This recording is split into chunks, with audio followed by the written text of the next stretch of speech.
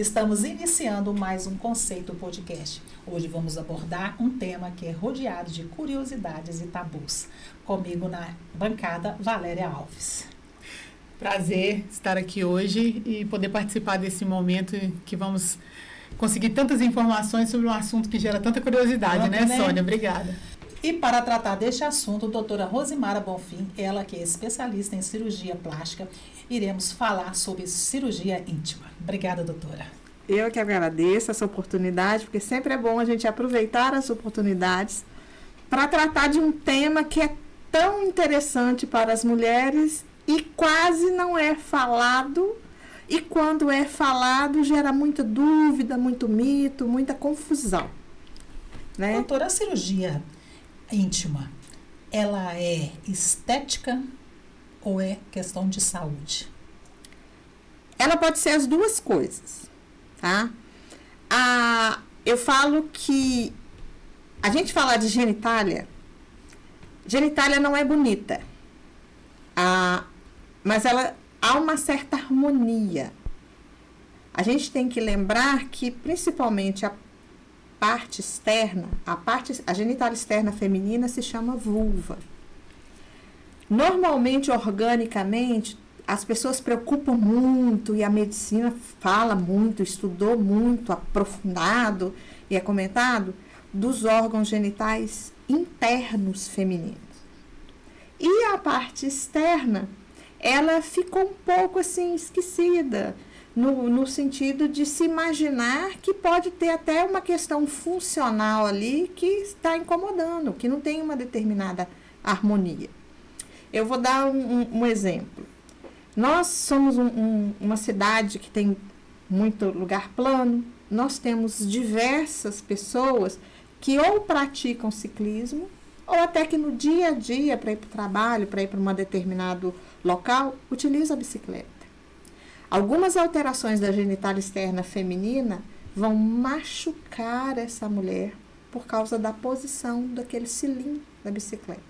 Eu tenho pacientes, por exemplo, que não sabiam, elas adoram ciclismo, mas por mais acolchoada que seja a roupa, por mais acolchoado que seja o selim, elas sempre no final tinham desconforto, principalmente essas que fazem trilha, e não sabiam o que era aquilo. Não é uma sensação de uma dor muscular, como ela sentia nas coxas, nessas de grande distância que leva à exaustão. E não sabiam que tinha uma alteração na região íntima e que essa alteração tinha uma correção cirúrgica que melhorou significativamente essa situação. Então, essa associação, ela é mais para a questão reparadora. Porém, se a gente olhar a questão estética, e estética tem uma discussão muito grande na cirurgia plástica, porque até que ponto as pessoas colocam estética como sendo algo fútil ou não. Já que nós somos, o ser humano hoje, nós vivemos numa sociedade que a aparência conta muito. Aqui, antes da gente falar sobre a questão da estética, a senhora falou num ponto aí, né, que eu acho que vale a gente voltar um pouquinho. Até para chegar no seu consultório, ainda tem um tabu? A mulher tem dificuldade? Tem sim, porque é muito comum a mulher chegar e falar que já reclamou, que achou que tinha alguma coisa errada, que lá naquela região tinha alguma coisa que estava aumentada, que estava incomodando, que ia comprar um biquíni e não ficava bem, biquíni, maiô, fica com volume maior ou menor. E, às vezes, até quando ela tinha coragem de falar, até com pessoas, profissionais de saúde, é assim mesmo, a mulher tem isso mesmo e é assim mesmo. Então, acabou, quando eu comecei a trabalhar com isso aqui em Valadares, era muito da questão do boca a boca. E era uma cirurgia que ela era feita muitas vezes de forma secreta. Não podia falar com ninguém. Por isso que acaba, por muito tempo isso já existe, mas só mais recentemente que começou a ser divulgado. Né? Eu me lembro que pouco antes da pandemia é que a gente viu várias artistas, gente que estava aí na mídia falando, eu fiz. O que foi bom no sentido das mulheres saberem que existem, mas, ao mesmo tempo, foi ruim Porque falar da cirurgia íntima como algo muito simplista, que é só chegar lá e cortar o que está sobrando, é simplificar demais o diagnóstico. E quando a gente está falando de plástica, né, seja ela qual for, quando chega próximo dos famosos, parece que faz um boom e parece que é tudo muito simples e muito fácil. Muito simples, né? E queima determinadas etapas. Raramente uma pessoa vai ser operada e não vai ter uma dor, mesmo que leve, mas tem, você foi cortado. Né? Aí fala, eu não tive dor nenhuma. Ou outro mito que às vezes tem, a plástica não tem cicatriz. Toda cirurgia tem a cicatriz. Qual é o nosso diferencial? A cirurgia plástica trabalha tentando colocar a cicatriz o mais escondido possível. Mas é o seu corpo que vai cicatrizar. Se o seu corpo tem tendência a fazer um queloide, ele pode fazer, independente da técnica e, infelizmente, até do cuidado que o paciente tem. É uma coisa que nós ainda não inventaram esse medicamento da cicatriz perfeita. Apesar de ter até marcas comerciais com o nome que lembra cicatriz, que tudo é perfeito, mas a gente sabe que não é. Né? Mas, sem dúvida nenhuma, essa divulgação trouxe essa questão positiva das mulheres saberem que existe correção e existe alguém que vai escutar algumas queixas dela e virar para ela e falar assim, não, isso não é nada. Uma das melhores sensações que eu sinto, isso já no pós-operatório, é quando uma paciente fala comigo que a vida dela mudou. A vida dela mudou, agora ela está mais confortável. E tem uma pergunta que eu às vezes faço, dependendo da paciente. Você usaria um biquíni branco hoje? Porque isso eu aprendi lá nos Estados Unidos. O teste do biquíni branco.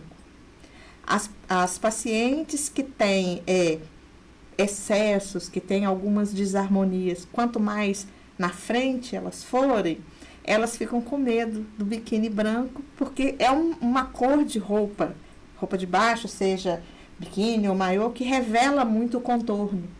Não tem o sombreado. E eu já tive paciente também, eu tive uma paciente que eu fiz essa pergunta para ela, teve a cirurgia, graças a Deus funcionou tudo muito bem, e ela, com 2 meses de operada, ela chegou com o biquíni branco dela. Você falou sobre a questão do desconforto. Chega uma certa idade, murcha como qualquer outra parte do corpo.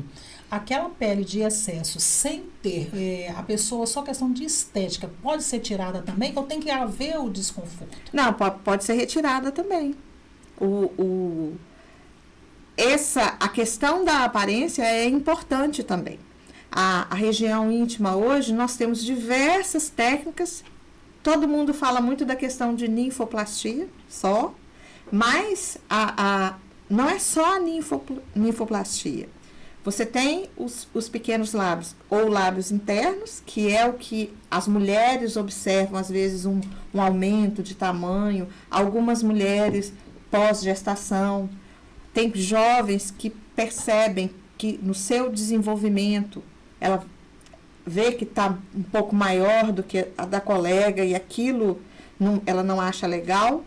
Como tem pacientes que quando chega na menopausa, ou situações, às vezes, de grandes emagrecimentos, do mesmo jeito que o rosto fica flácido, a região íntima pode ficar flácida também, porque lá tem pele.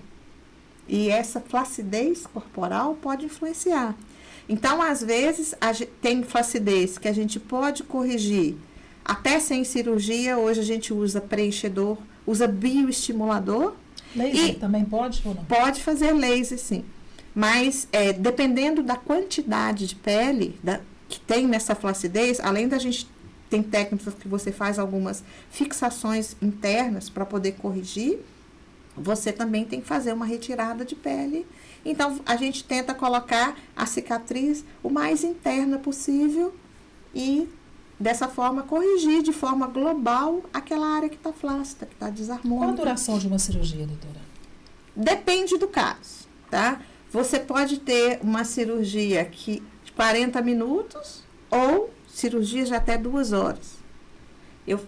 Quando a gente tem que fazer uma plástica vulvar completa, que você tem que trabalhar toda aquela região anatômica, às vezes você tem que utilizar até enxerto de gordura. Você tira a gordura da paciente, então a área vai ser lipada, a área doadora de gordura, e você utiliza aquela gordura para poder também trabalhar principalmente a região dos grandes lábios. Você consegue fazer, e existe um trabalho que a gente faz nessa gordura, não é? As pessoas têm uma ideia, acham que vai lá, tira e vai lá injeta. A gordura é preparada para isso, e você faz a aplicação dessa gordura, e hoje existem muitos estudos sobre a utilização de gordura no corpo humano, com uma linha que que eles estão chamando de medicina regenerativa. O poder regenerador de certas formas que a gente trabalha a gordura. Então, uma gordura que você quer utilizar para ajudar a dar um aspecto melhor, produzir mais fibra colágena e elástica, dar aquela ideia das pessoas de rejuvenescimento, o preparo que você faz dessa gordura é um pouco diferente daquele preparo que você vai fazer para volumizar. Muito da gordura que você coloca, ela é absorvida. Então, às vezes, a gente conversa com a paciente, porque no início vai achar que está exagerado, mas a gente coloca um pouco a mais justamente por causa dessa absorção. Porque vai absorver, né? E todo o corpo humano, ele leva... Por exemplo, tem cirurgia que o resultado dela você vê bom só com 9 meses. Nariz, um ano depois da data da cirurgia, ele ainda pode estar apresentando algumas modificações.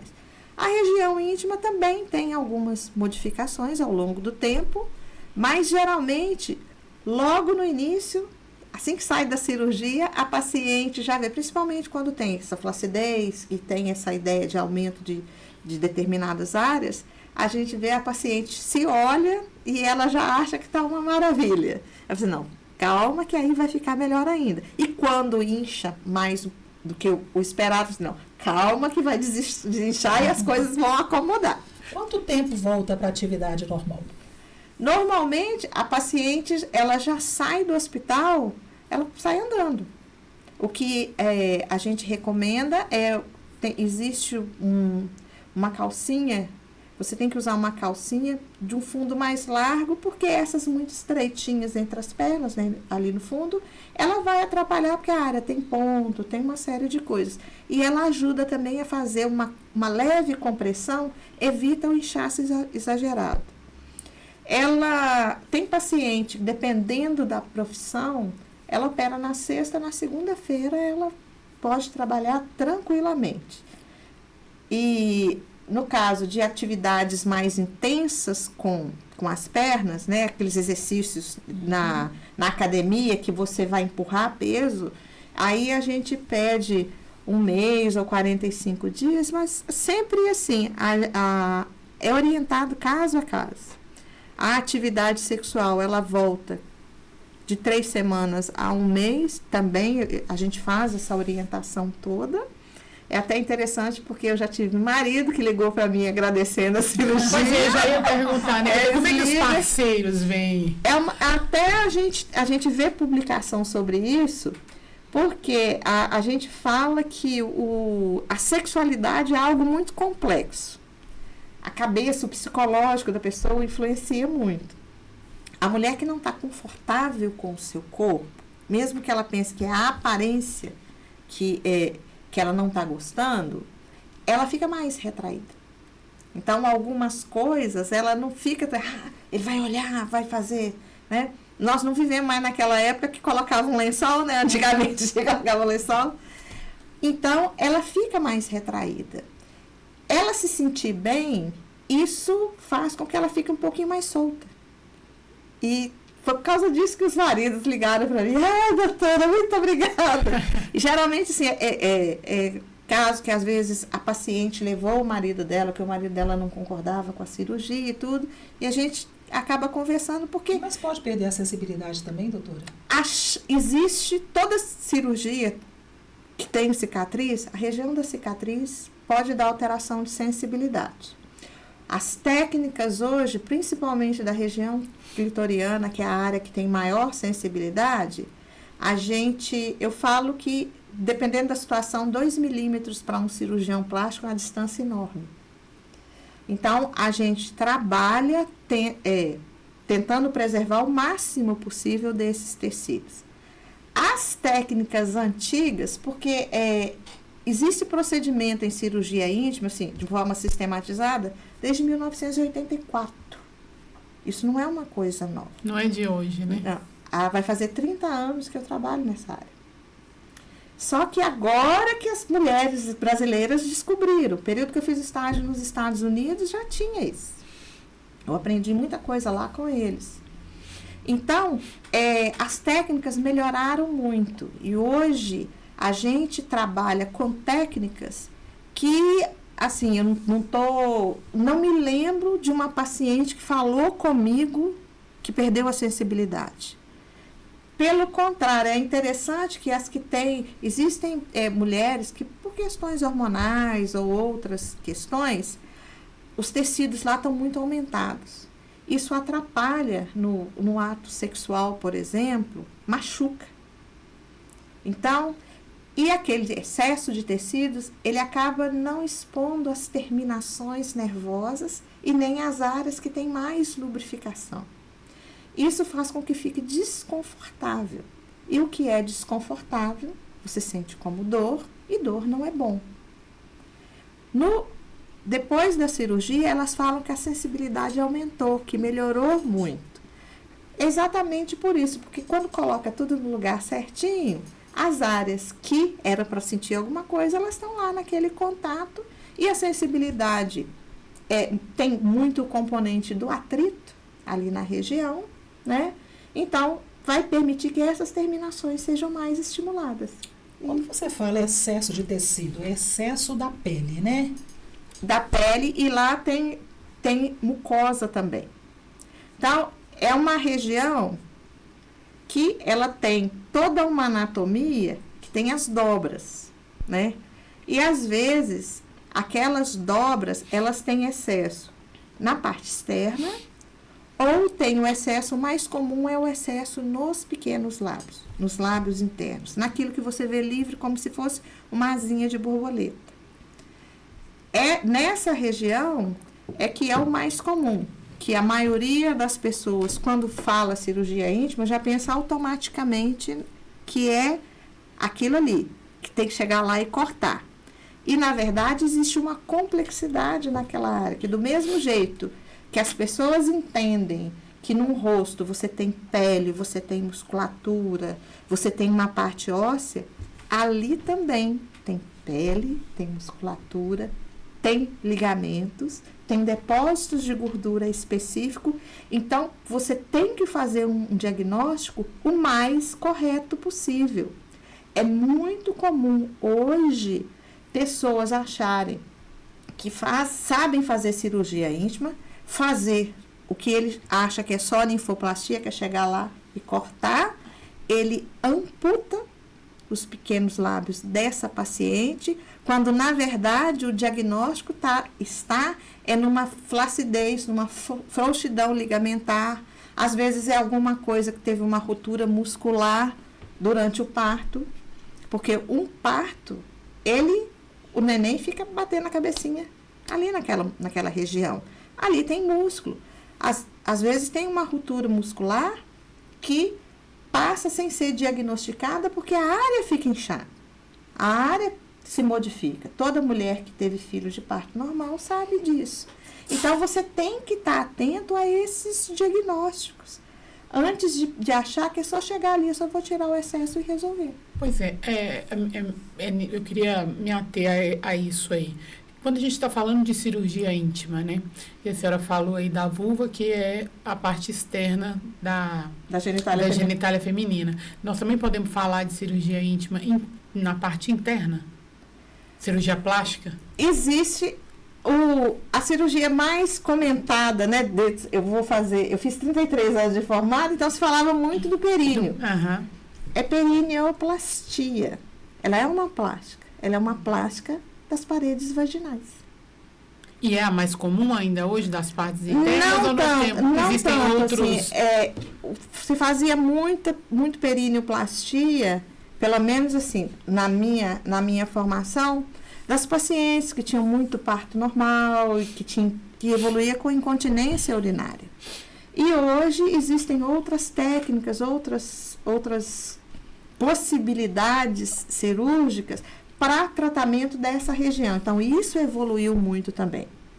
Mas, eventualmente, uma paciente que tem alguma queixa, que ela tem alguma frouxidão de parede vaginal, frouxidão muscular, ela vai precisar da gente trabalhar essa área também. Por isso que eu estou falando que é importante você entender os diagnósticos. Existem determinadas situações em que o que ela está chamando de sobra já não faz mais parte da vulva, já está na região perianal e que existe um tratamento cirúrgico que é totalmente diferente daquilo que a gente está trabalhando a questão vulvar, a questão genital. Então, a gente não é tão simples como parece. Não é um bicho de 7 cabeças, tá? Mas é algo que você tem que ter cuidado, você tem que ter o critério. E o primeiro critério que eu acho mais importante é você saber acolher essa paciente. Enquanto que em outros diagnósticos, mesmo de cirurgia plástica, ela acha muito apoio, opera sua mama mesmo, ou tal, porque as pessoas estão vendo e percebem aquele incômodo. Nessa área não é dessa forma. Então, além das pessoas não estar vendo, a mulher não reclama tanto assim do incômodo, porque culturalmente ela fica desconfortável, ela não tem essa liberdade de falar. Tem uma idade, doutora, mínima e uma idade máxima que se pode fazer essa cirurgia? Não existe isso, a questão do limite de idade, se a gente pensar só nesse número, tá? Dependendo do diagnóstico, qualquer idade você poderia fazer uma cirurgia na região íntima. Existem malformações dessa região que às vezes você precisa fazer uma cirurgia de adequação numa criança, tá? Isso é muito raro. É muito, muito raro, mas poderia acontecer, né? Acontece às vezes em algum tipo de trauma também, de você ter que reconstruir a região em alguns traumas graves. Lamentavelmente, o meu início nessa área foi acompanhando um cirurgião que trabalhava com vítimas de estupro. Isso. Ele reconstruía, né? Até pela questão psicológica, né? Nos Estados Unidos, nas comunidades cuja a formação religiosa é muito restrita e que a moça para casar tem que ser virgem, nos Estados Unidos e em outros países, existem cirurgiões especializados em reconstruir ímen. Né? Reconstruir ímen. E, eventualmente, eu trabalhei com esse cirurgião que recebia pacientes, psiquiatra e psicólogo, que foram vítimas de estupro e que, psicologicamente, o que era pior para elas é não ser virgem mais. Né? Final dos anos 80, início dos anos 90, ainda muitas famílias tinham essa grande valorização Então, funcionava também como um apoio para ela, no sentido de você pode ficar tranquila que nenhum namorado seu vai notar que você não é virgem mais. Para a pessoa também ter aquela caminhada. Para alguns isso parece uma coisa errada, propaganda enganosa, né? Essas coisas. Mas a questão ética nisso, já que pela Organização Mundial de Saúde é o bem-estar físico, mental e social para dizer que você tem saúde. E uma vítima de uma violência dessa, o estado mental dela fica completamente abalado. Hoje, felizmente, já não tem tanto essa necessidade. Claro que ainda existem as vítimas de estupro e que às vezes procuram, e o médico tem que ter essa tranquilidade de saber que existem formas de você ajudar essa paciente. A verdade é que quando a gente está falando de cirurgia plástica, né, seja por um desconforto estético ou por um desconforto físico, de qualquer maneira isso acaba interferindo de alguma forma no dia a dia daquela pessoa, né? Porque ela, né, no caso da cirurgia íntima, por exemplo, né, às vezes na hora de tirar a roupa, como a senhora colocou, né, na hora do ato, às vezes evita algum tipo de aproximação com o parceiro porque fica constrangida, né? Então, assim, a questão da cirurgia plástica, a gente precisa tirar, acho que talvez um pouco também dessa questão só estética que se faz em torno dela e pensar que, ainda que seja estética, o que está por trás é um desconforto. Né? Seja quando você faz o nariz, seja quando você faz o peito, quando você quer fazer a barriga. Na verdade, há um desconforto e que causa um mal-estar, né? E isso é interessante porque, muitas vezes, o que a gente precisa entender é que existem limites para algumas coisas que deve estar bem claro em cirurgia plástica, né? A pior coisa que tem é você falar que aquela pessoa não pode ser submetida àquela cirurgia pelo risco que tem. Porque como a aparência é muito cobrada e a aparência abre portas ou fecha portas, a pessoa às vezes chega com uma expectativa muito grande. Você tem que fazer uma consulta, tem que entender bem o que aquela pessoa está querendo da cirurgia. Porque a cirurgia, evoluindo tudo bem, ela vai modificar aquilo, você, com relação àquele novo aspecto do seu corpo, não significa que vai transformar como mágica. E hoje, principalmente, que no Instagram tem filtro, tem uma série de coisas. Falo do Instagram, que é uma rede social muito, né, divulgada. Às vezes as pessoas, eu acho interessante quando as pessoas se surpreendem de ver uma atriz sem maquiagem. A maquiagem, ela justamente é para você ficar melhor. Então, ela sem maquiagem, ela é um ser humano como outro qualquer. Muitas são muito bonitas, até sem maquiagem. Mas a pele dela não tá lisinha, daquele jeito que aparece na foto. Um simples truque de luz, e esse é uma preocupação que o Conselho Federal de Medicina tinha, com esse negócio da foto do antes e o depois. Basta um truque de luz e posição de câmera para parecer que a pessoa é mais feia no antes e é muito melhor depois, e na realidade aquelas duas imagens não são o real que você vai ver pessoalmente. Eu sempre olho e fico com isso. Eu falo assim, por que não fez a foto do antes na mesma posição e com a mesma luz que fez a foto do depois? Eu olho muito isso. Né? Da maquiagem. Escova e tudo. Não, isso até certo ponto tem um determinado problema, porque quando a pessoa resolve aquele problema dela, né? Ela muda. Mulheres que fazem procedimento na face, muda a maquiagem, porque se gosta mais, né? Igual eu falei da questão do biquíni branco. A mulher que ela faz uma cirurgia íntima que fica muito mais confortável, você vê até do jeito que ela caminha muitas vezes. Como aquilo impactava a vida dela.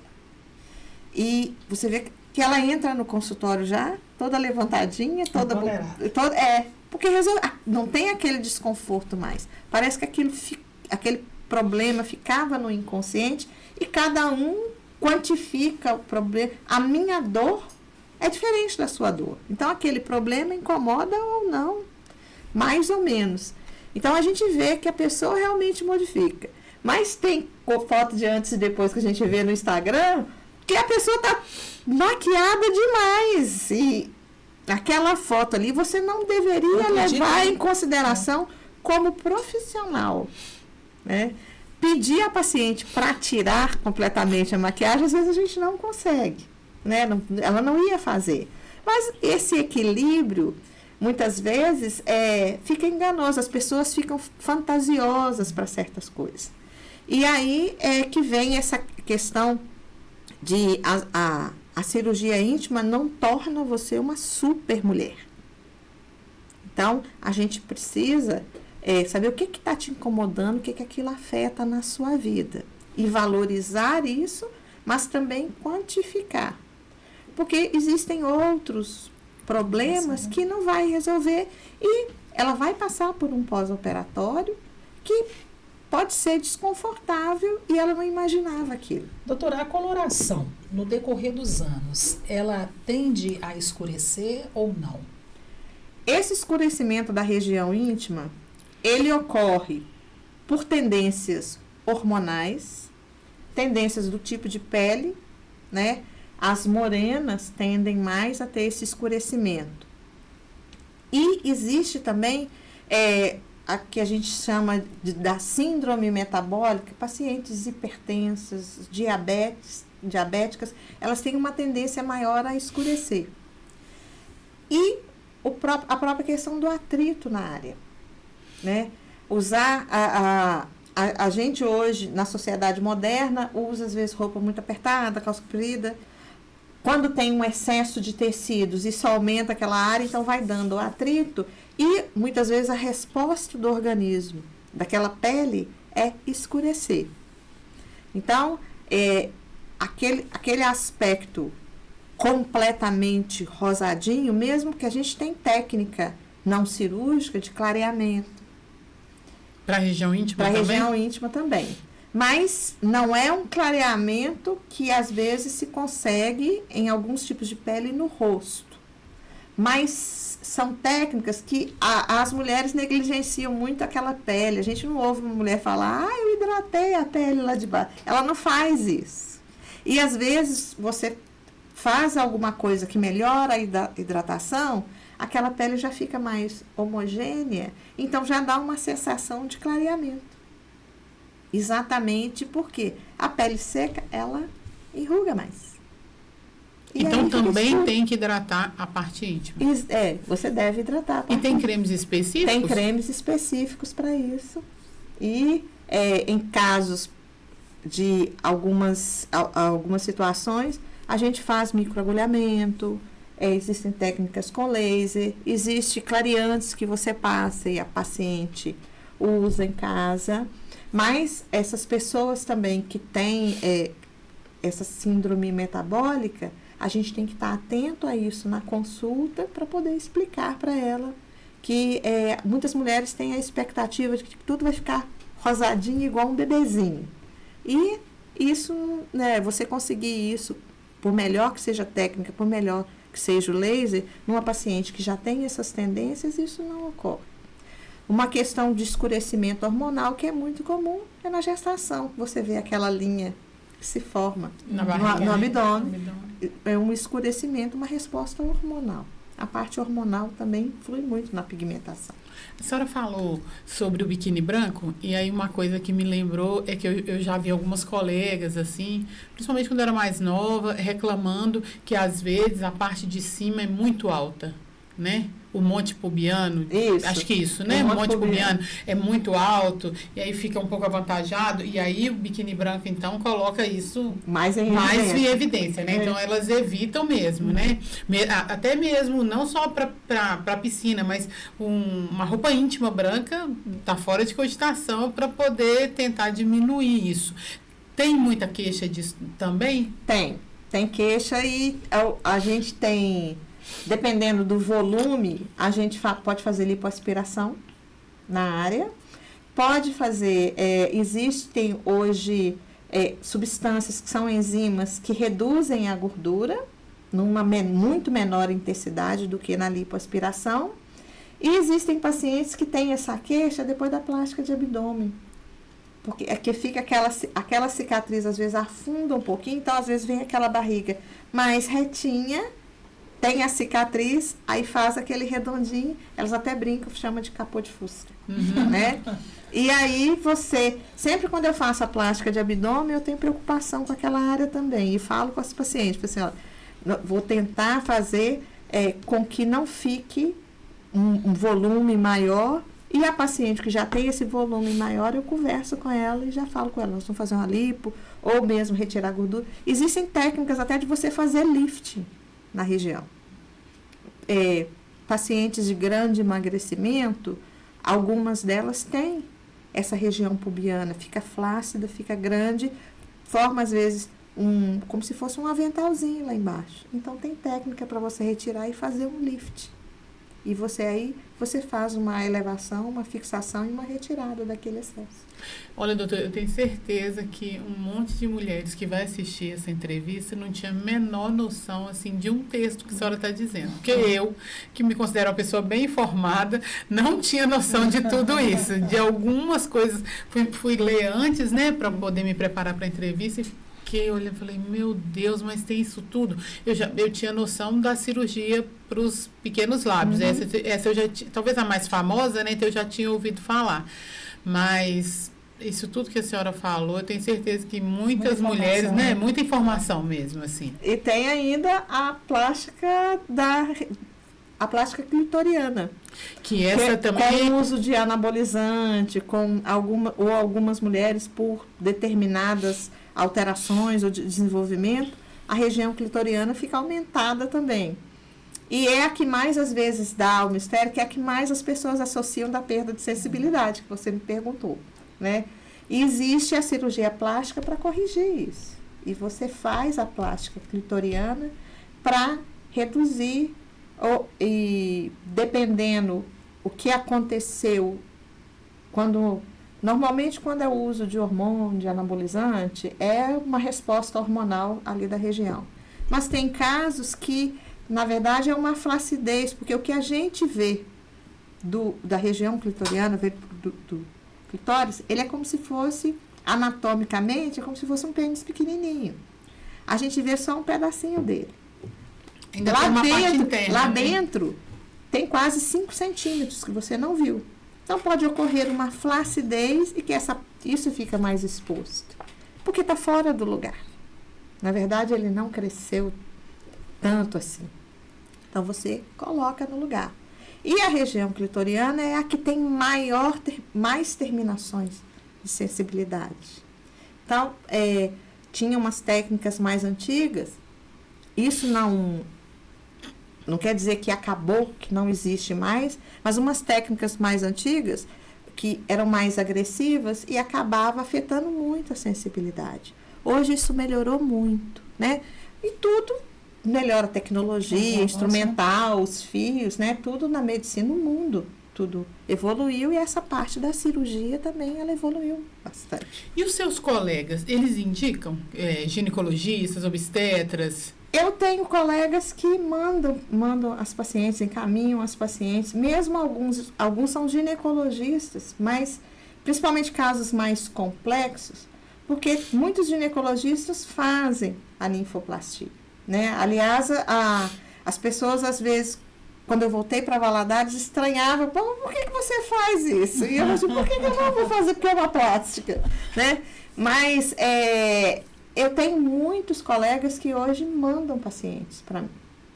É um caso mais complexo. Lamentavelmente, eu tenho recebido casos de mulheres que já foram submetidas ao procedimento, fizeram só uma ninfoplastia que amputou. Aí fica pior ainda, porque aí o diagnóstico de flacidez, de outros excessos, ele vai aparecer, porque não tem mais os pequenos lábios para esconder aquilo. Mas e é possível recuperar? Existe, você vai fazer uma reconstrução. Às vezes você consegue, com um tempo cirúrgico, só resolver bastante coisa. Mas eu sempre falo com as pacientes, pode precisar de mais outra cirurgia, pelo menos, né? E é assim, é uma consulta que você está com uma mulher arrasada.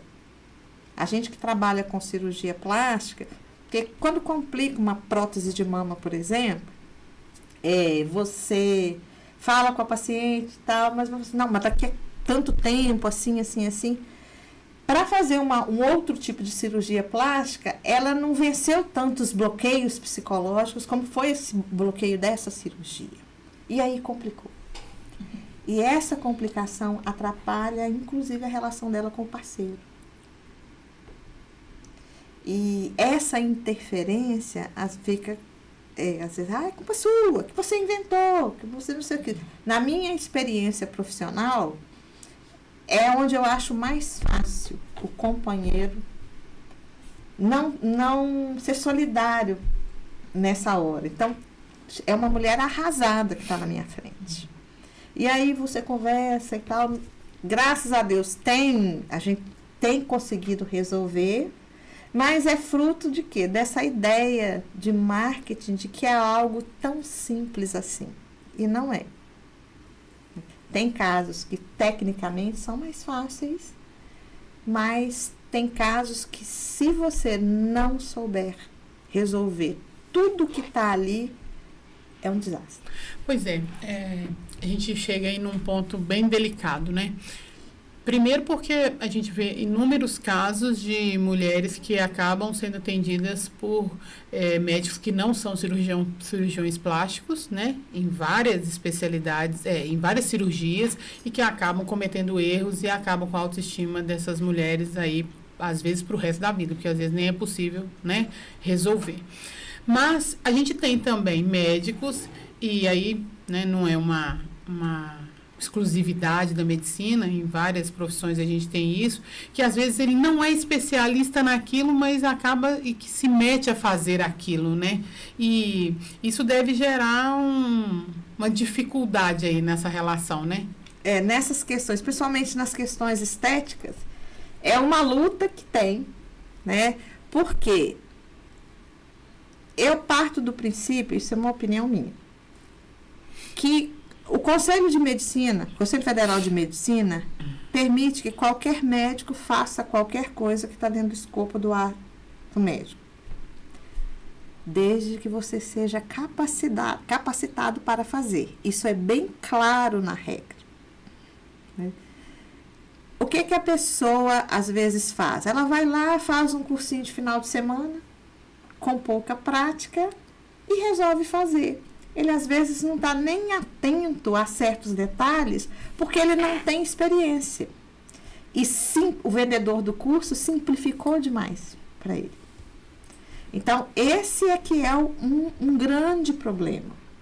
Quando você tem a chancela do indivíduo ter um título de especialista, existem critérios de tanto tempo de aula teórica, tanto tempo de prática, para você conseguir esse título quando é uma residência, ou quando você faz uma pós-graduação. Também tem critérios de tempo de experiência, porque a pós-graduação não exige aquele do todo dia que a residência exige. A residência você vai ver todo dia aqui, todo dia. Então, você vê um monte de coisas. E aí, ter o título de especialista já ajuda bastante. Mas tem também a questão do indivíduo, do profissional. Eu me ofereço para fazer uma coisa que eu não estou capacitado para resolver as complicações. Ou para saber, humildemente, que aquele caso não é para mim, que eu devo encaminhar para outra pessoa. É isso que eu acho bonito, às vezes, nos colegas que são cirurgiões plásticos ou que são ginecologistas, que viram e falam: esse caso não é para mim, é para a Rosimara. Eu recebo gente de Teoflotone, gente de vários lugares, que, felizmente, o bom nome, né, essa questão da rede social também. Eu tenho uma filha que é adolescente, então ela: mãe, você tem que fazer Instagram porque é cirurgião plástica. E eu sou de uma geração que a gente achava estranho isso, né? Mas para as pessoas ficarem conhecendo, é aquela coisa. Quem não é tão bom, divulga tanto, faz tanta propaganda. E tem um colega meu que ele falou isso: a gente que sabe, que já tem uma experiência maior, a gente tem que mostrar que a gente tem experiência na área, né? E aí essa humildade profissional acho que é super importante, né? De dizer assim: não sou capaz, não é para mim, né? E tem complicação que às vezes ocorre, porque todo procedimento pode ter complicação, mesmo preenchimentos podem ter complicação, né? Que tem casos que você tem que ter a humildade de saber: eu preciso de ajuda. Doutora, a questão do plano de saúde, porque a gente percebe que pela fala que tem o problema da saúde da mulher, né, e tem a questão do bem-estar, né? Até onde que o plano de saúde, o próprio plano do SUS contribui? Essa cirurgia pelo SUS geralmente é nos locais que tem residência, porque tem toda aquela verba educacional, do treinamento e tudo mais. Então, tem uma coisa específica que é para permitir que esses residentes vejam e aprendam. Código para convênio, você sabe que convênio, todo procedimento se transforma num número. Existe código para algumas coisas clitorianas e algumas coisas para... existe o código de ninfoplastia, e aí vai depender do tipo de convênio. Cada convênio tem as suas regras. Mas uma plástica vulvar completa, você não tem código para isso. Porque se você for considerar algumas perguntas que em questão de auditoria, em questões de análise administrativas, existe a pergunta, vai virar câncer? Não. Se não fizer, o paciente vai morrer? Não.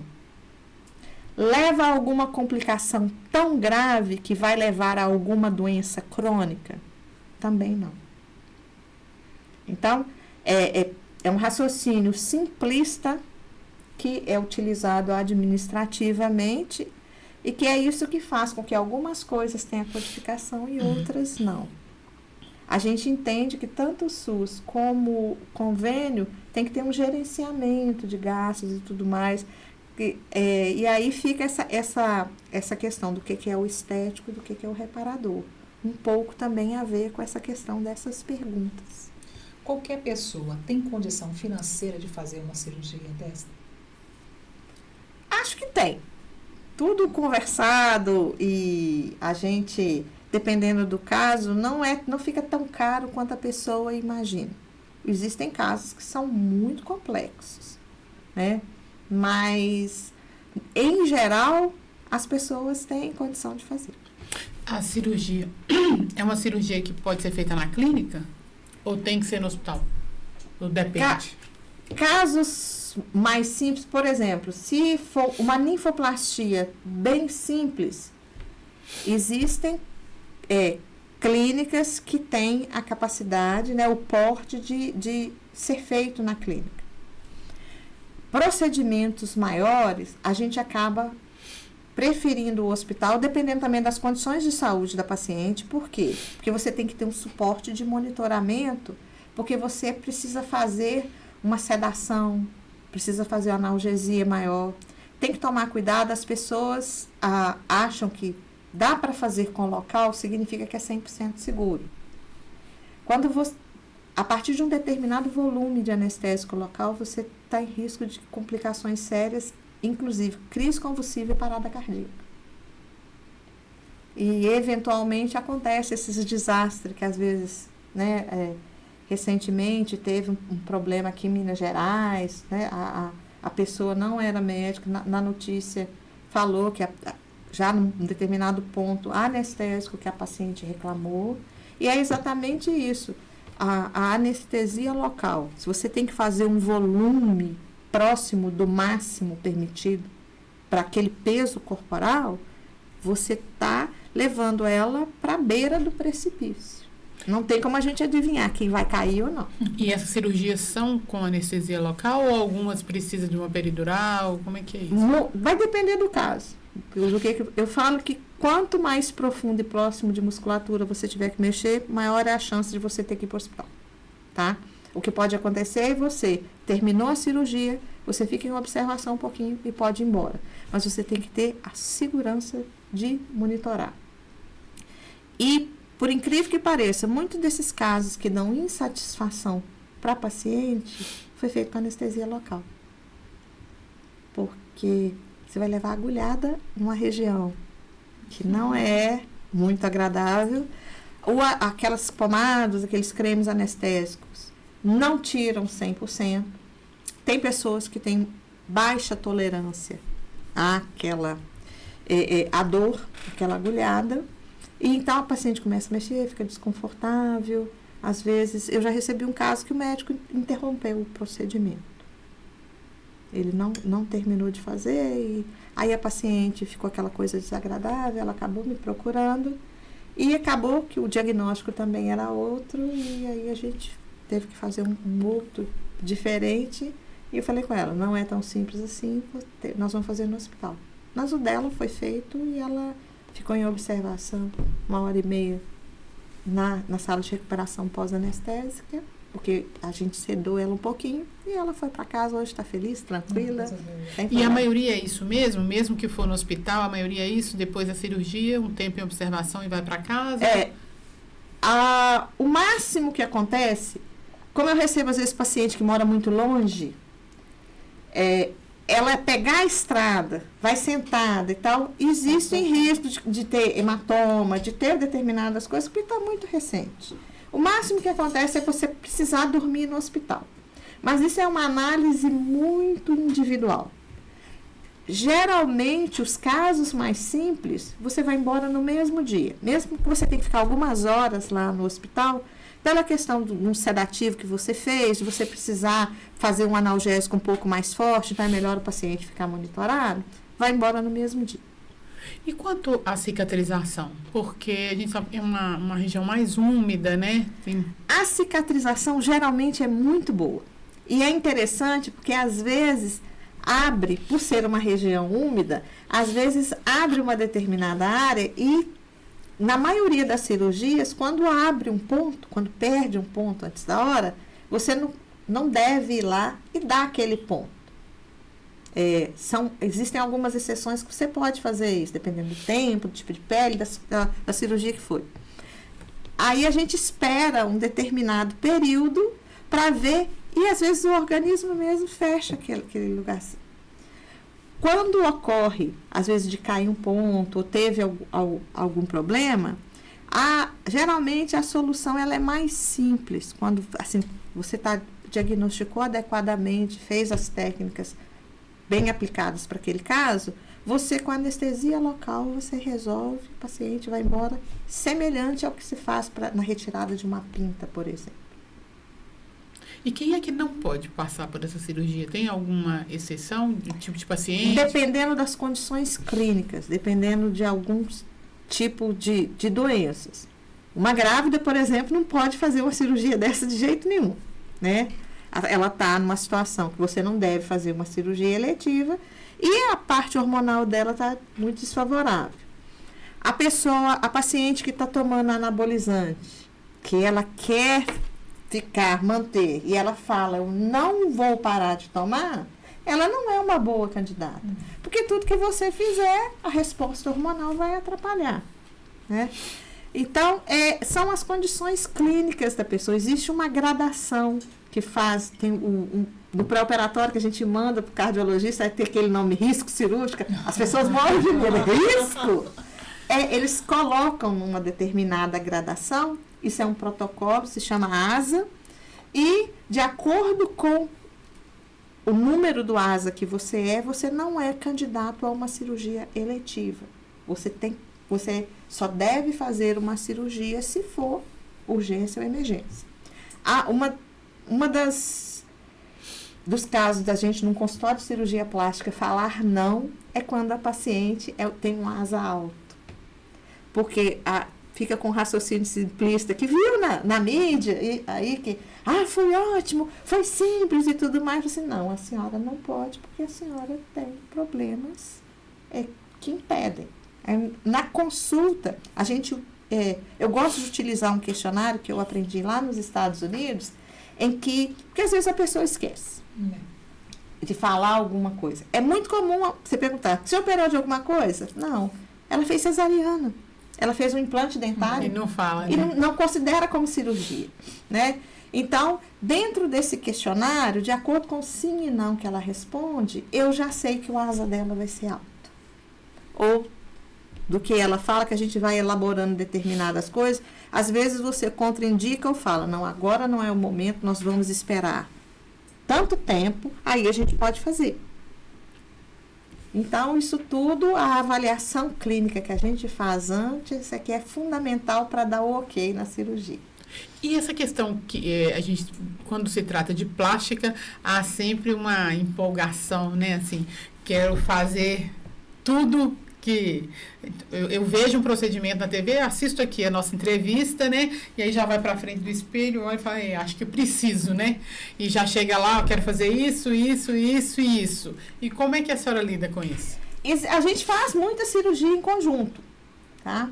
Eu tenho marcado, por exemplo, aí para frente, lipo com a cirurgia íntima, às vezes a gente faz mama com a cirurgia íntima, às vezes eu já entrei com um colega, ele faz uma plástica ou faz uma cirurgia, uma outra cirurgia, e se combinar do ponto de vista de segurança clínica, a gente pode fazer em conjunto.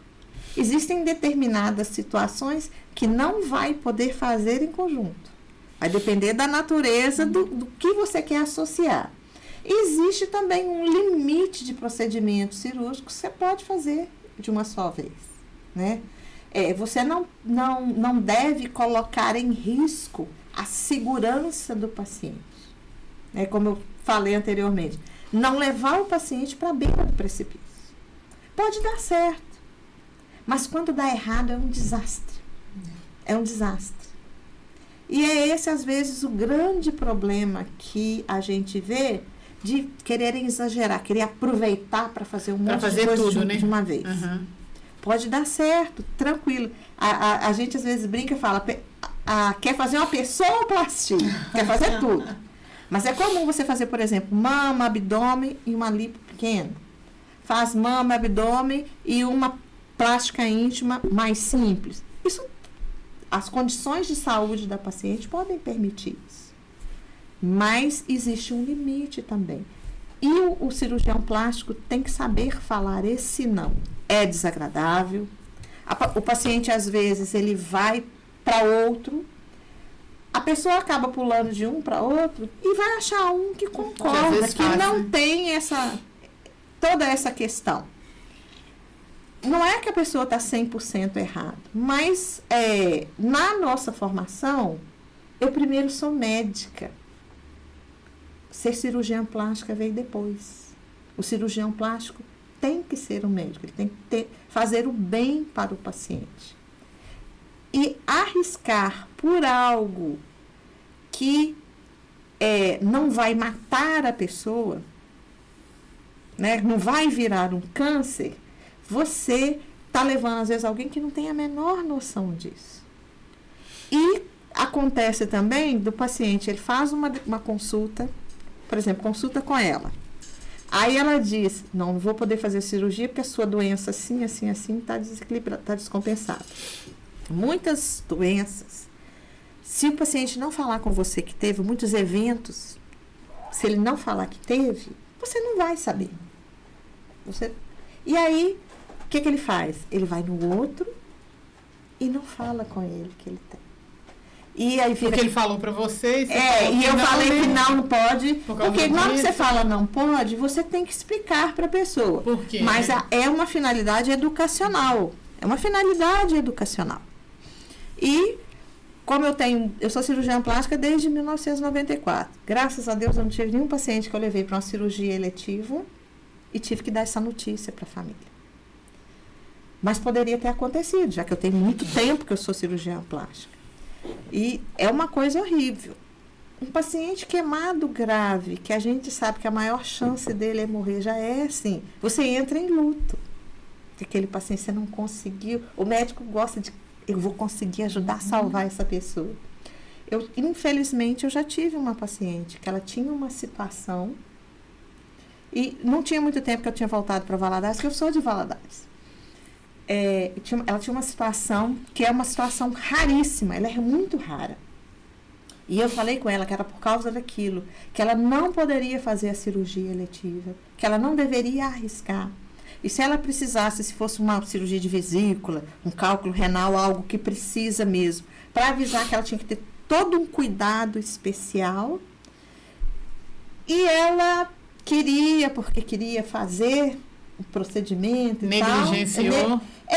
Não achou, talvez também porque ela, na época eu era a única mulher que trabalhava aqui na cirurgia plástica, ela achou, parece que não passou confiança, eu imagino isso. Porque eu não tinha uma reputação aqui para as pessoas falarem. Quando você volta para um determinado local, apesar de eu já ser cirurgiã plástica há muito tempo, mas as pessoas não me conheciam. Então, eu era a desconhecida de reputação para aquele meio que ela convivia, que falei que não por causa disso. Ela deve ter pensado, ela ficou com medo, não sei o quê. Aí achou alguém e não falou. E não falou. Falei, então não vou falar para ele concordar, né? E ela morreu. Nossa. Ela morreu. E eu sei disso, eu fiquei sabendo disso porque a filha veio me procurar. Por que que eu neguei a cirurgia? E virou problema ético, porque você não pode falar. Pelo Código de Ética Médica, você não pode. É porque você só pode falar daquela paciente com ela, com né? Com a paciente, ou com a autorização dela. Então, eu falei, não, na época, na consulta, tinha alguma coisa ali naquele momento. Eu não falei uma mentira, mas eu não podia contar tudo. E não sei por que motivo a filha ficou sabendo que no prontuário da mãe do hospital não tinha esse problema. E aí a filha voltou para poder conversar e eu falei assim, eu só pude falar com ela, eu falei assim, olha, o médico, ele escreve, e a enfermagem também escreve, baseado naquilo que o paciente fala. Relata. Se o paciente relatar não tenho, e se você viu, alguém te mostrou, não sei mesmo, e estava um não lá, foi ela que deu essa informação.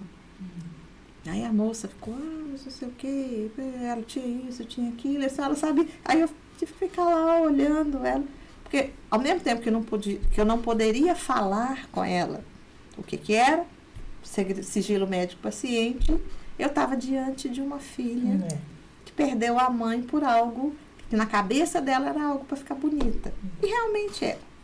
E acho que tem até uma outra questão, né? Quer dizer, assim, em algum momento, talvez a senhora, se houvesse um processo de ética, talvez a senhora pudesse ser até chamada para poder, como testemunha, o juiz né? ia rolar como testemunha. E né? eu não posso revelar. Pois é. Eu não posso revelar. Eu posso colocar o prontuário à disposição do perito do juiz.